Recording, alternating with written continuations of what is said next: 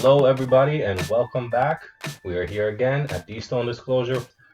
This one is actually going to be the part two for the original that we did in regards to the hard truths that we are to kind of try to learn in life, and really we don't pick it up until later. So we're kind of more looking at them now and how we can integrate them now into our life. So this is Hard Truths Part 2.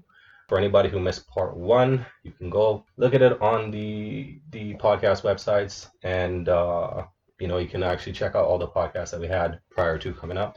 Now we are kind of getting back into the full swing of everything and really making the push. We're wrapping up season 2 now and looking to do season 3. So season 3, I'm actually looking to do a lot more integration with other things. So everybody stay tuned for that. That'll be amazing. That being said, let's jump right into it. This is our Hard Truths Part 2. And if anybody remembers from the last one, we were looking at how we kind of come about learning these truths of life, these facts of life that we kind of don't think about now because we don't really care too much, but they kind of more come into play later on, and we kind of get a lot of this information from our elders that we really don't look into. So, moving on, we're going to start at another one that I looked into and I can attest to because I go through this as well all the time, and it's the aspect of looking back. Looking back cripples forward progression. This is true because when you think about it in any other sense, looking backward is really not a positive thing when it comes to any type of forward movement. If you're walking or driving and you're looking back, you're not looking ahead. You're not looking at any dangers that are ahead. You're not looking at any opportunities that are ahead. You're looking at what's already behind you. And in all honesty, the car behind you really has no value to anything. At the most, they can rear end you, yes, but they rear end you because they're not looking forward. So looking forward actually is more important because it shows you where you have to go. And if you spend too much time looking backwards, you're going to trip, you're going to stumble, you're going to fall, and you're not going to be able to push forward the way you want to push forward. Now, that looking back comes from a fear response. We're so concerned about what already happened that we think by looking back and assessing that as much as possible, we are going to be able to anticipate anything that comes forward. Yes and no. Yes, you have to learn from your past mistakes and learn from your past experiences. But if you focus too much time on that, you're not going to be able to see the things that are ahead of you, and you're going to miss out on a lot of things. It is necessary in small doses, but in large doses, it's actually more crippling to your life than anything else. So don't dwell in the past, don't live there. Pop in, look through a window, do a quick visit, but living there and setting a home there really does not do anything for your mental state or your advancement in life. Another truth we got to look at is everyone's life and journey is different. Now you see this a lot with your parents, and this is I think why we don't take this in the right way and we don't look at this concept the right way. We are given advice all the time. We're given advice from people who are older than us, people that are younger than us, people that are our age, in our field, in our family, in our friend circle. And we take that advice, but we look at it in a different way that they may look at it. You know, your parents are always telling you, hey, listen, no, make sure that you do this and this and this and this and this. And we look at that situation and say, well, you didn't grow up in our era. You didn't grow up in our time. You didn't grow up in the life that I have. So your information and your advice is going to be BS. That's because we're trying to make it very specific. And we have to really take whatever the concept is and look at it in a very, very basic sense. What is the moral of the story? And what is this moral trying to teach us? And that's what we have to apply. Everyone's life is going to be different. Twins that grow up in the same household still end up living separate lives. So we also have to take this into consideration when we're explaining situations or providing advice to other people because they're not always going to understand our opinion the way that we want them to because there's a level of ignorance there, and not ignorance in a negative sense, but more of a ignorance as they don't know. They've never gone through the process, they've never gone through the same experience. And that's what makes everything a little bit more different for them. So when somebody doesn't agree with you or somebody doesn't see something your way, we can't get upset at that because their journey is just different from our journey. If we're trying to express to somebody that maybe this direction in life is going to be more beneficial for you, and they don't see it the same way, it's because in all honesty, they just haven't lived the same life and they haven't seen the same experiences. So we have to accept that as people, that we can give advice all we want. We can see a situation a certain way, but that doesn't guarantee that somebody else will because their journey is just not the same as ours. Another one to take in is that happiness is your responsibility. Happiness is an inside job. You make yourself happy. You know what it is in your life better than anybody else that will make you happy. Now, we're not talking about small little gratifications or small little instances of happiness. We're talking about overall happiness in life. If you have a partner and your partner knows that you like chocolate and you're having a rough day and they bring chocolate to make you happy, that is an happiness in that instant. That is not an overall happiness. We tend to see that people, and especially relationships, they tend to fall apart. And one of the biggest things that you will hear from these couples when they're breaking up is, I wasn't happy. I know with my situation, it was the same thing. There was no level of happiness for me. You didn't make me happy. It's not your responsibility to make me happy. At the end of the day, that is an honest truth that I have to look into myself and say, well, why was I not happy? What caused my unhappiness? For me, one of the things was progression, but that progression you can never give me. Some of it is just your own personal struggles and your own personal battles. You're dealing with your past, you're dealing with your traumas, and not being able to solve that causes unhappiness. But that's not something another person can provide for you. Notice if you're in a relationship and you're not happy with yourself, you will never be happy with the other person. That other person will never make you happy. Those people that walk around and they're miserable and they're angry and they mistreat other people, it's because they don't have happiness inside themselves. So if you can't be happy with yourself, you don't know what makes you happy, there is no chance in hell another person will be able to do the same. Now, you have to also take into consideration that others treat you the way you treat yourself. And this falls into that same realm. At the end of the day, if you're going to mistreat yourself, people will think it's okay to mistreat you. And it's a case in fact. So anything like those people who are all constantly self-deprecating themselves, putting themselves down, that leads to a lack of respect. And if the outside person is looking at you and they're saying, well, you don't respect yourself, why the hell would I respect you? It doesn't make any sense. If you believe that you're a low value person, you'll start giving off low value qualities. You'll start acting like a low value person because you don't know how to keep yourself at that high standard. And people pick up on that. People will see that, you're constantly belittling yourself. You're constantly doubting your abilities. You're constantly trying to put yourself beneath everybody else, and they're going to treat you the same way. If you don't respect yourself, no one's going to respect you. If you don't stand up for yourself, no one's going to stand up for you. If you call yourself dumb, you call yourself stupid, say that you're too emotional, people are going to treat you that way. So we have to be very aware of how we present ourselves because your projection becomes your reality. And the only way you're going to project any positive traits is you have to look at yourself in a positive way. So all those people who self-deprecate and think, oh, well, if I make myself seem like I'm not intelligent, or I make myself, seem like non-threatening or anything like that, it's going to give me sympathy. Sympathy is the worst thing you can get. Sympathy is what we give to people that we really don't have respect for because they're not in a position where they demand any respect. Don't clamor for sympathy, clamor for respect from other people. But that starts internally, so respect yourself first. Now, we also get in our way more than other people get in our way. We as people, we tend to just really focus on certain situations so much that we just kind of we knot ourselves up. We cripple our own feet. When you gotta sit there and you gotta make a decision, you're allowing all that negative stuff to really come into play. Now, people who kind of take this to heart and really let this like manifest, you're your own biggest critic. You're going to look at a situation, and though you may have all the answers, whenever you don't have an answer, that's when you're going to start making excuses as to why you can't do anything.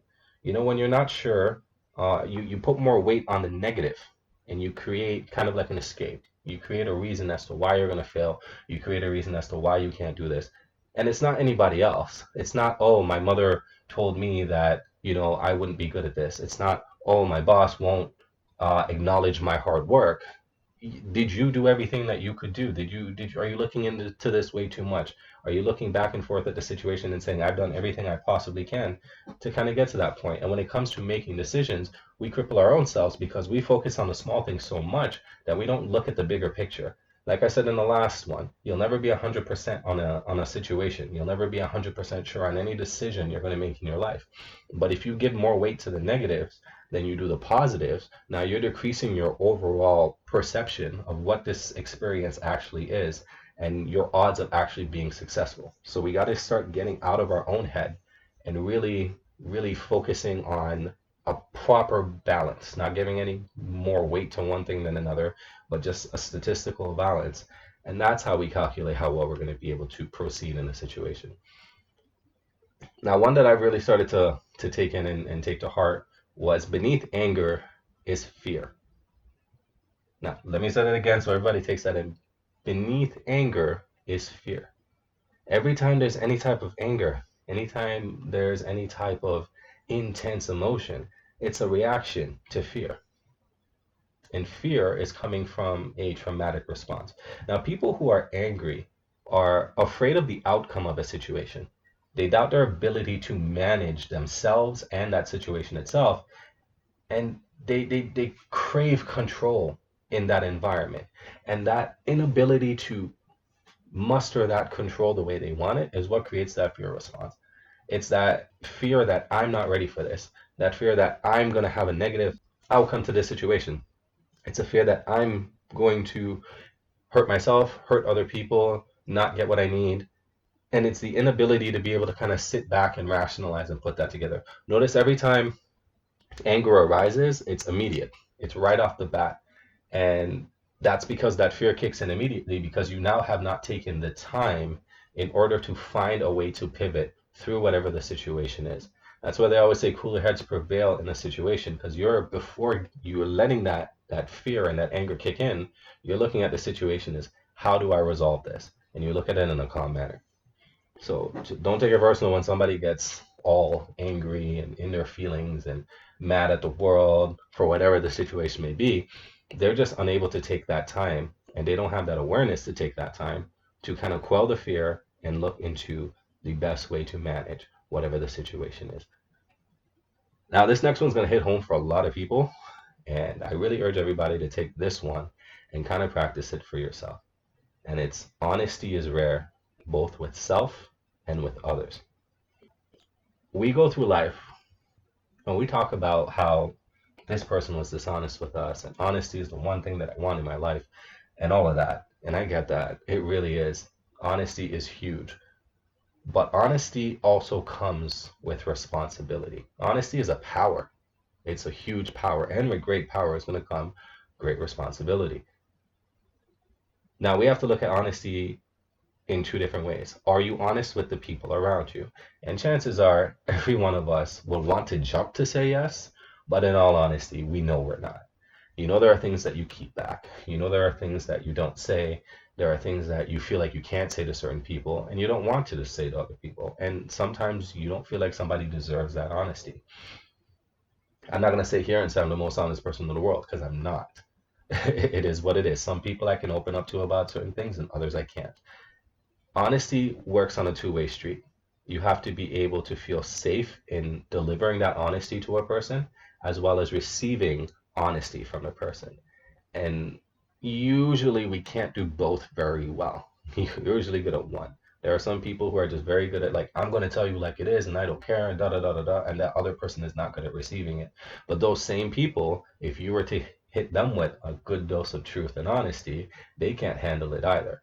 So we have to find a way to kind of balance out how we manage this. And in my opinion, the best way to be able to do that is we first, like happiness, have to find it internally. We have to be honest with ourselves in every situation that we can. If you didn't get a promotion, you got to be honest with yourself and say, were there better candidates than me? Did I do everything that I could do?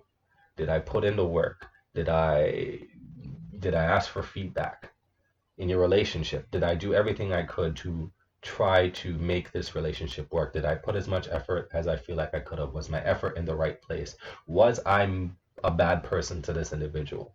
Everybody's quick to turn and say, oh, well, they did this to me and they did this to me and they hurt me and blah, blah, blah, blah, blah. Did I do anything to hurt them? And once you start looking at life in that way, you start to view every situation differently. You start to find fault in yourself and fault in the other person. And it's like what they say with the truth, right? You're gonna get story A, story B, and the truth is somewhere in the middle. This is gonna be the same thing. But you're not going to find your story unless you're honest with yourself. Did I do things right? Yes. Did I do things wrong? Absolutely. Did they do things right and wrong? Absolutely. And once you start to kind of look at it in that sense, now it's a little bit easier to really hammer down where things went wrong. And that's the only way that you'll be able to work collectively as a unit. And if you can't and you break up, at least that way now you know what you need to work on in yourself and be a better person for the next person that comes into your life. That's why counselors, marriage counselors work so well because they come in as that impartial party. They'll hear your story, they'll hear the other story, and they'll try to find that truth in the middle.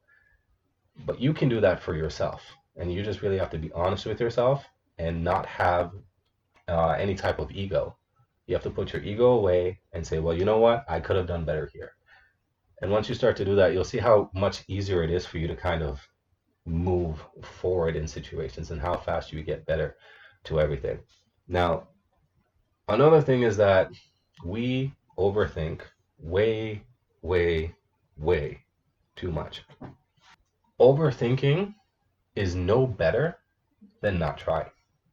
I actually think, in my opinion, it's worse because both promote no advancement whatsoever. If you're sitting there constantly overthinking a situation, you're not acting on it. And if you're not doing anything, you're not acting on it either. So legitimately, they sit as the same type of crutch or the same type of burden or the same type of barrier to reaching whatever goal you want to reach. Now, when we look at it that way, overthinking I think is worse because overthinking, you've done the work, you've ran the numbers, you've done the research, you've done everything you can, and you're still not settled. You're still not able to make that decision.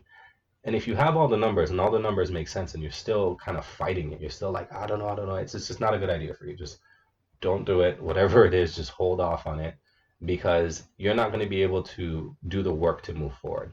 Now, I never want to tell anybody, like, listen, don't pursue your dreams, don't pursue your goals. But if I'm looking to open a restaurant, I've looked at every aspect of opening that restaurant and I continue to do research. That's because it's making sense to me. Now, if I'm at this point where I'm overthinking, it's either it doesn't make sense to me anymore or it does and I'm letting fear get in my way. Either way, you might not want to push on it too much because if I'm going in there with the mindset of it doesn't make sense to me anymore, then I'm going in blind and I'm going in ill prepared for it. If it really is just me overthinking and looking at these small little things and making these small things a big thing, and in the grand scheme it all works, I'm not going to be ready to do the hard work when I hit the obstacle because you're going to hit an obstacle. If you're already overthinking now and you pull the trigger and you go do it, once you hit that obstacle, you're screwed because you're going to go back into this cycle and chances are you're going to fail. This is why a lot of first businesses always fail because you overthink it too much. You go in there, you hit the obstacle, and you call it a day. Don't sit in that world too long. Don't sit here and let the overthinking kind of like get in your way because at that point you're really not doing yourself a service. Run your numbers. If it makes sense, everything adds up. Take the shot. If you're overthinking, then analyze exactly what you're thinking about, write it down, and look for the answers for that. If you're worried about, oh, do I think I'll be able to like have enough money to do it? Put your finances together for that time. Write down all your numbers, how much you bring in, how much it's going to cost, and then try to find a way. You have to work through that like phase in order to continue. Another thing that we tend to do is we waste most of our time on irrelevancy. We spend so much time on bullshit. It's incredible to me. And especially if you want to if you have a goal in mind and you have things that you want to do with your time, we spend a lot of time on irrelevant bullshit. I am guilty of this 110%.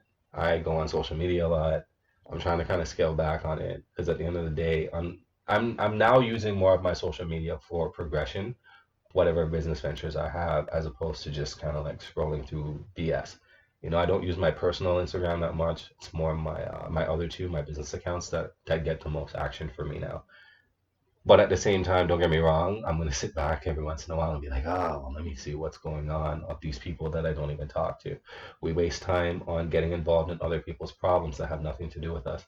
We waste time on like dwelling on situations that we can't change. There's a lot of time wasted in irrelevancy. If you sit back and actually assess, okay, well, I spent an hour dealing with this. Is this important to any of my future goals? No. Is this really important to my present at all? Well, no. Well, now you've just burned that hour. You've burnt that 15 minutes. You've burnt that 25 minutes. Sometimes the irrelevancy, you kind of need it because, for some people it's entertaining. But let's not waste too much time on irrelevant BS. Let's not dwell on stuff that we can't change. Let's not kind of just like just waste time being unproductive because you don't get that time back. Once that time is gone, it's gone. So if you're not going to get it back, let's try to use every minute for positivity as opposed to negativity. Now, another thing would that we don't tend to kind of think about too much is that you can't get stronger without the damage. The damage is required for any type of growth. So much of us are afraid of putting ourselves out there or chasing a dream or chasing a goal or investing in another person because we're so afraid to get hurt. I see this so much now, especially like in the dating world. There's a lot of people out there who were hurt. I'm not going to say they weren't, but now you're letting that hurt cripple you. Now you're letting that hurt shell you. So you become a like kind of like a turtle on its own island. And they're okay with that. They're okay with that because it's safe. They're okay with that because it's something that they can control. They can control who comes in and comes out of their life. And that's great. That's a great power to have. But everything in moderation. Now, if you're so hurt by a past experience that you're not going to give anything a chance to even come close to you, not letting anything come in where you put yourself in any type of vulnerable situation, you really hinder your growth in two ways. Now, you hinder your growth, one, because that person coming in could actually be a huge asset for you. That person could actually help you achieve what you want to achieve. Now, if you're speaking to that person on a regular basis, you're talking to them, you're getting to know them, you're learning the ins and outs of that person and what they like, and you're telling them what you like, and they're still there and they're still trying to pursue you and they're still reaching out, still trying to make that effort, and you keep stonewalling them, you're telling somebody what you need and they're trying to meet that expectation for you, but you won't even give them a chance to. So over time, that person's just going to be like, all right, forget it. This is not worth it for me anymore. And they're going to leave. It is what it is. And you can sit back and say, oh, well, they left because they didn't want to like deal with me at my worst. No, they left because you have closed the door. And anything beyond that would be them just trying to bang their head against a wall to try to enter your life. And your whole relationship is going to be based like this. Everything's going to be that run mentality. Everyone's so quick to run from a problem because they're afraid of that damage. This is why it's so important that after you go through any type of traumatic experience, A, you get help, and two, you learn the lesson from it. If you go through a breakup, take the time to figure out where you went wrong in the relationship, both on your end, both on their end. Do the things to heal yourself, but don't heal yourself to where the scar is going to heal and now you're just going to hide yourself from the world. No, you got to heal yourself in a way that you can go back in there. You got to heal yourself in a way that you can go back in and continue. If we take it and we look at it as a boxing match, yeah, you got knocked down. If you stay down, you lost the fight. If you get up but you leave the ring, you lost the fight. But if you get up and you continue to fight, will you get knocked down again? Yeah, it's possible. But you could also win the fight. But with the other two options, you have no opportunity to win. It's an automatic loss. You are done. Also take into consideration that every time you get damaged and you come back from it, you come back stronger. Uh, Statistics have actually shown, and I looked this up and I was actually kind of like shocked by this, is that most of your growth happens in that dark spell or like right after that dark spell when you've hit that low point in life because that damage gives you motivation if you use it politely. Now, some people, they'll get damaged and they'll run away. Some people will look at it and they're like, oh, I was hurt. I was damaged by the situation, but I'm not going to sit here. You're going to use that motivation to push you and drive you. And once you really sit back and figure out where you can improve as a person, where you can improve in your life, that damage is going to be like motivating for you because you don't want to hit that point again.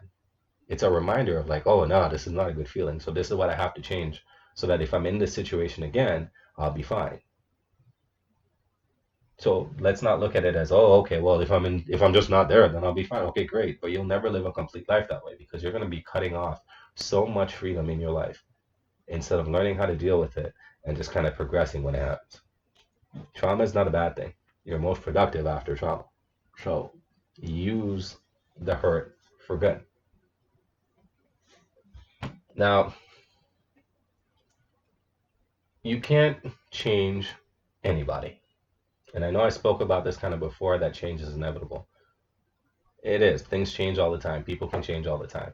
But you can't change anybody.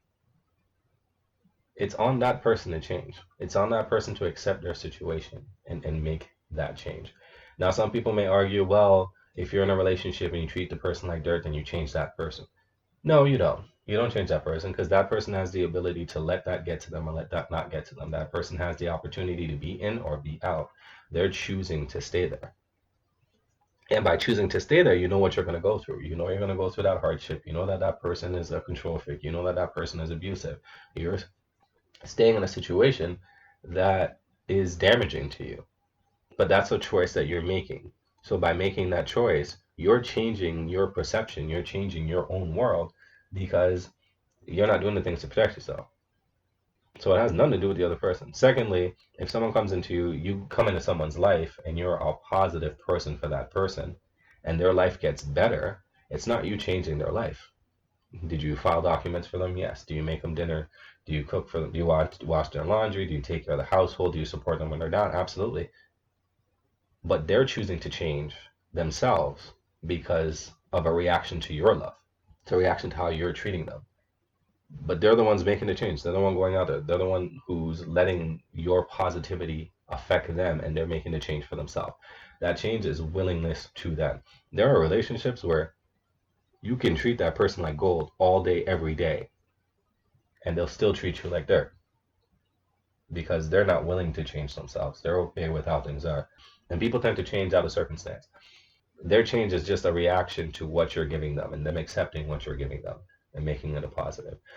I only harp on this one because a lot of people think I'm going to come into a relationship and I'm going to change this person. I'm going to change the way they think. I'm going to change the way they act. I'm going to change this about them. No, if they're not willing to change, it's not going to happen. So don't go in with the mentality that you're going to change somebody. Go in with the mentality of I like this person, so I'm going to treat them great. And if it changes who they are, then so be it. If they choose to change themselves because of how I'm treating them, then great. If not, I can't have that expectation that they're just going to change because I'm a good person. You will never change a person. They will always change because they want to, and that is about it. Our happiness is our responsibility, like I said earlier. And our happiness doesn't have to make sense to anybody else because it's for you. It's for you. If you like to go fishing and you're on that boat for hours, as long as it's not an overindulgence, then do that. And if you're that person's partner and that's what makes them happy, then let them fucking do it. It doesn't have to make sense to you. It doesn't. It doesn't have to. I'm not a fisher. I'm not a fisherman at all. I don't go fishing. But I spearfish, but I don't use rod and reel. But if my thing is like, you know, once a month I'm going on a boat by myself and I'm out there in the water and I'm just there for hours and I haven't caught a fish in like 6 hours, but I'm happy as shit. Just let me have it. If my thing is like I come home from work and I want to game for an hour or two, as long as it's not in excess, just let me have it. Like it doesn't have to make sense to you. Someone's happiness does not make sense to you. Look at children. Children do some of the weirdest shit. And I'm speaking as a parent, and every parent can attest to this, especially when they're young. They do some weird shit, but they fucking love it. They are happy. They are having the time of their lives just spinning in circles, and we don't understand why it makes them happy, but it does. So just let them have it. Some people need certain things for their own happiness, just based on their life. Let people have these things. Stop trying to take everything from everybody. Yeah, it doesn't make sense to you, but who cares? It's not supposed to because it's not your life. The last two are tough to kind of do for people, just in general. By its nature, it's very hard, very hard to do. But I think there are two of the most important ones that I've said in any of these, like for this episode and the prior episode. The first is Don't take it personal and don't be so serious. If somebody mistreats you, even if it is personal, don't take it personally. Because nobody by nature is a bad human being. No one by nature is just a villain. It doesn't happen. Look at every movie. There's a cause as to why there's a villain. There's a cause as to why there's bad people. There's a cause for why somebody acts the way they act. If they mistreat you, there's a reason. If they mistreat others, there's a reason. If it comes to you, don't take it personal. Because that's not anything that you necessarily did wrong. That's something internally with them. They have their reasons for the way they act. They'll never tell you, but most of it is out of pain and fear and despair and all these negative emotions. But these are things that they're taking on for themselves that they got to deal with. So if they're acting in a negative way to you, yeah, it sucks. Yeah, it makes you feel some type of way. But we have to sit back for a second and say, well, when have we hurt another person? And when we did something that potentially hurt another person, was it personal? 95% of the time, it wasn't personal.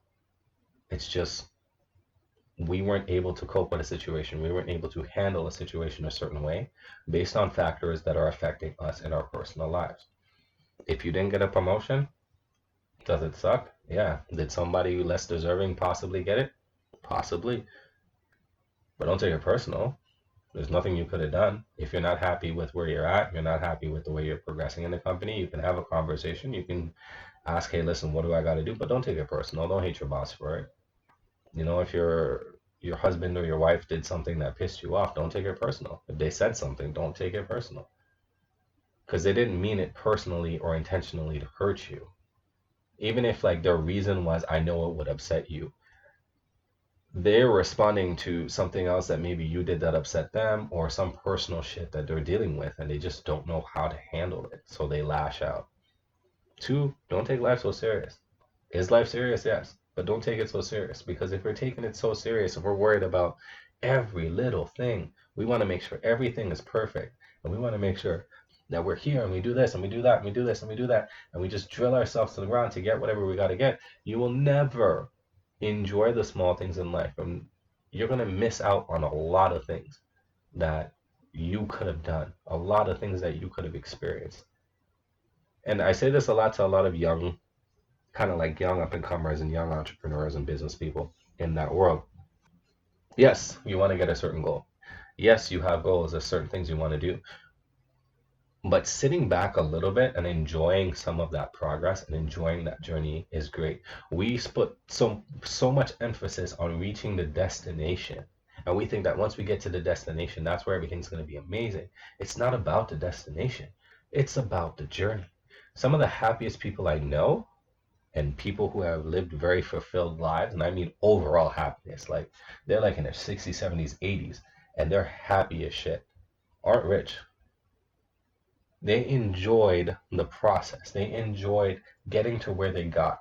And if they had really pushed and pushed and pushed and grinded and applied themselves during that journey, they probably would have been further on, 110%. But they say themselves, I'm happy I didn't do that because I got to experience this part of my life. I got to experience that. I got to learn this. I got to meet this person. I got to do this job, this job, this job. I was able to enjoy life doing this.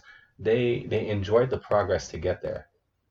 And you don't want to be the person at the end who's like, oh, look at all the things I have. And they ask you, well, how'd you get here? Well, I really didn't do anything. All I did was like just focus. I lived in this grind mentality the entire time. And you don't enjoy the process anymore. And then the victory is great. It's good to get to the top of the mountain, but the view is not the same because you don't remember the journey to get to the top of the mountain. I remember having to like grab this one tree and pulling my whole body up to make it to this part. You don't remember any of that. You just remember that you got there. So don't take life too serious and don't take anything too personal. It's just going to leave bad vibes in you. And once you have that bad energy, it just sucks. Everything just sucks. Now, the last one I'm going to leave everybody with is people remember how you made them feel. This one right here is the truest thing ever. I have seen this firsthand. I remember there was this one kid in my elementary school. This kid did not stay in that school very long. The kid came from another school. They were bullied at that school and they came here. And they started getting bullied at my school as well. I was the only person who spoke to that kid in a positive way. They came to school, they were hiding behind one of those like hydro like boxes, and I saw them and they looked like they were crying, and I walked up to them and I said, "Hey, listen, like I understand you're going through some stuff, but don't let the negatives ruin your day." And I played with that kid that day, and that was it. That kid now did not go to school for 2 weeks, and then we found out that they changed schools and went to a different school. I remember this experience because I ran into that same kid, I think 7 years later when I was in high school. During the summer, I was part of a program. They were part of the program. We kind of locked eyes, but we didn't really like realize who the other person was. It was just, I know who you are, but I don't know from where. That kid walked up to me, beeline, like we have been friends forever. And they were like, "Hey, how's it going?" I'm like, "Not bad, man. How are you?" And he's like, "I know you. You went to such and such." I'm like, "Yeah." And then when they started talking, I started to figure out who that kid was, and they were like telling me about their life and like how they got through a bunch of stuff. And that kid told me, out of everybody at that school, you're the only person I remember. And I said, "Why?" And he's like, "Because we had that conversation that one day. And that conversation was so good for him that it put him in such a positive space." He's every time I got into a situation, I thought about how you said, "Listen, you're going through a rough patch right now, but you know what I mean? Try to stay positive and don't let it affect you too much." And they said this every time to themselves that they got into a situation. Now, I said it out of like, "Oh, I just want to feel good that I try to help somebody," but they remembered that shit. I remember stuff people have told me that positively affected my life, and things that people told me that have negatively affected my life. And the reason for that is that these words elicit an emotion and a feeling, and those feelings are what people remember. Every interaction you have with a person, you are affecting somebody's life in some way, shape, or form, positively, negatively, or neutrally. And they're going to remember that shit. They're going to remember when the positive is good. They're going to remember when the negative is good. It's great and it's big and it really causes something in them. If you bully a person just that one time, they're going to remember that girl that everybody else is trying to be nice to, and you're the one who's like an asshole to her. She's going to remember the asshole. It's I don't know, I don't understand it, but it is what it is because it's so different and it's so stark and it's so like sharp that it stays in their mind. You elicit that emotion to somebody, and now you're going to tie yourself in that person's mind for a very long time. So when we're out there talking to people, interacting with people, looking at people, no matter what the situation is, whether they're homeless, whether they're a dick to you, whether they're positive to you, we got to remember that whatever we say to that person is going to elicit an emotion to them, and that emotion is what's going to be remembered. So let's go out there and let's be as positive to people as possible, because you never know what that one interaction can do. That one interaction could be the difference between that person changing their life for the better or that person ending their life the next day. That one interaction could give that person hope or it can throw that person into despair. If people are already acting out of pocket and acting negatively to everybody else, they're already going through some shit. So hitting them back with that same negativity, yeah, you may look at it and say, "Well, yeah, like they gotta feel it." They're already feeling it. They're already going through some shit. So hitting them with more negativity is not really gonna help their situation. It's just gonna make it worse for them. So let's go out there with like love and positivity and really try to like change people's lives for the better. And the only way we're going to do that is we got to remember this last part here, that people are always going to remember how you made them feel. So let's go out there and make people feel good about their lives. Now, I'm very thankful for everybody who kind of joined me on this. I'm very thankful for all the listeners we have at the Stone Disclosure. We are going to keep this thing rocking as long as you guys need us to. If you guys have anything you want to add, anything you want us to touch on or talk about, leave comments or respond to emails. Everything is there. So just hit me up and let me know, "Hey, listen, I want you to talk about this. I want your opinion on this." Anyone who's watching on TikTok when I do these lives, same thing, guys. Like, hit me up in the comments. Let me know. I even respond to messages.